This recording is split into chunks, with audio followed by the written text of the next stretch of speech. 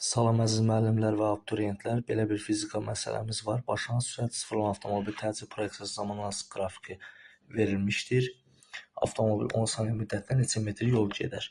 Əvvəlcə avtomobilin 5 saniyə ərzində getdiyi yolu tapaq. Əgər başlanğıc sürətimiz 0-dırsa, onda S1 üçün yaza bilərik ki, A T1 kvadratı bölünsün 2. O da bərabərdir A-mız 10, T1 kvadratı 5-in kvadratı 25 bölünsün 2, 125 metr. İlk 5 saniyədə avtomobil 125 metr yol gedərək təcilini dəyişmişdir və 6 metr bölü saniyə kvadrat təcili hərəkət etməyə başlamışdır. Onda ilk 5 saniyədə son sürəti olmuşdur V bərabərdir AT düsturundan. Başlanğıc sürəti 0 olduğundan birbaşa AT yazdım. A-mız 10, T5 bərabər 50 metr bölü saniyə.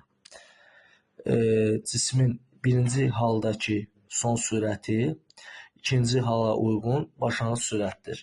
Yəni cisim birinci halda son sürət 50 metr bölü saniyə olmuşdursa, ikinci halda 6 metr bölü saniyə kvadrat təcili hərəkət zamanı həmin 50 metr bölü saniyə sürəti ikinci halın başlanğıc sürətidir.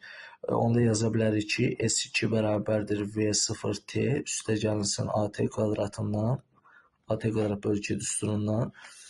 İkinci hal üçün başlanğıc sürət dedik birincinin son sürətidir. Yəni V0 əvəzinə gətirib 50-ni qoysaq, 50 vurulsun T 5 saniyədir yenə.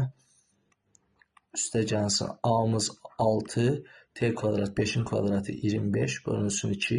Bu da eləcə 325 metr. Onda 10 saniyədə getdiyi yol ümumi yolların cəminə bərabər olacaq.